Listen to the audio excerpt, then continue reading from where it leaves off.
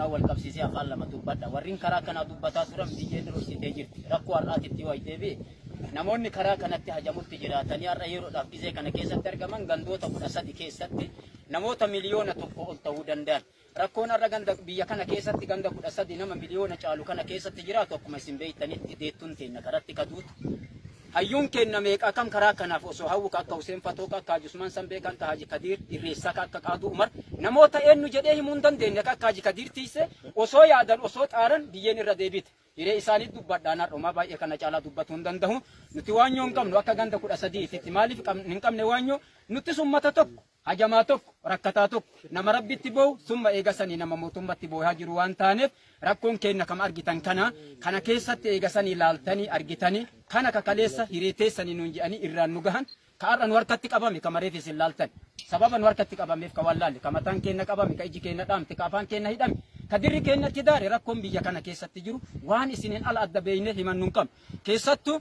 isi warri eegasanii har'a carraa kana rabbi eegasanii isinii godhee teessoo irra rabbi isin teessise teessoo ganda dunyaa irra rabbi isin teessise teessoo ganda akiraallee akka rabbi isin teessisu isinii kadhachaa abdii guddaa isinirraa qabna maaliif jennaan nu ummanni xareeta ummata miiton misooman lafee teenna nu cabsite haati teen obboleeyyan teen abbaan keen akaakayyuun keen ka du'ee biyyeen nyaatte malee ka jirullee siree irratti warroota caccabe warroota sammuun isaanii qabame isuma kanaaf har'a nama yoo galee abbaan kiyya dadhabaadha himuu danda'a abbii har'a wanni akkanaa nutti dhuftee waa'ee karaa baalee nu dubbatan jedhee galee himuu danda'a isa kanaaf rakkoon keenya kana nuti dhugumatti hin jirru nama dhume qabrii jirra jennee sanniinitti uf lakkaa'uu hin dandeenye kanaaf amaanaa ammallee ka dhugaa dhaddachi tokko asii goge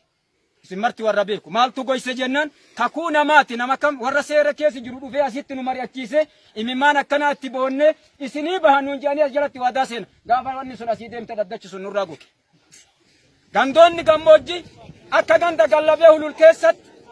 akkuma ganda tokko yoo kaase ganda gallabee hulul keessatti namni tokko Abdul Qadir Muhammad Haji Ismail Jimaata jedhamu hoolaa adii biyya biraa jirtu tana yoo xiqqaate hoolaa 100 qaba fideen gurguranne takkuu bakka kana maaltu fiduu isa dhoorge harkisuu hin danda'u hin harkifamtu isiin achumatti dhumtee irraa saabatti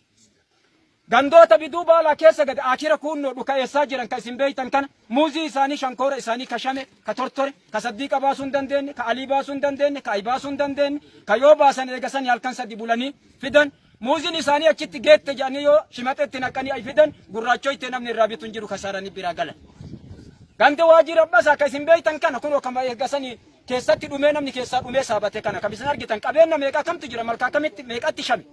ka qaaraan shame ka muuziin shame ka shankoorri bakka itti bahuu dhabame ka taraa malee gurguran ka makiinan tokko irraan feene taraadhaan walii gurguran gaafa taraan isaarra deebitu ka eegasanii irraa gogee badu deettuu meeqa kalaga kanatti duute jaarsa meeqa ka karaa kanatti osoo fayyaaf baatan dhibamee du'e kana isinitti himu akka dhiyoo tana keessa jirutti gaafa waltajjii asii federaala warraa namni dhufa jedhanii gannatfaa dhufan isin marti warra achi jiran obbo Ganni faallee warra achi jiru waa'ee haasame waa'ee karaa kana deettuu takka asii fuudhanii baatanii fidanii wayita ambulaansiin dhuftee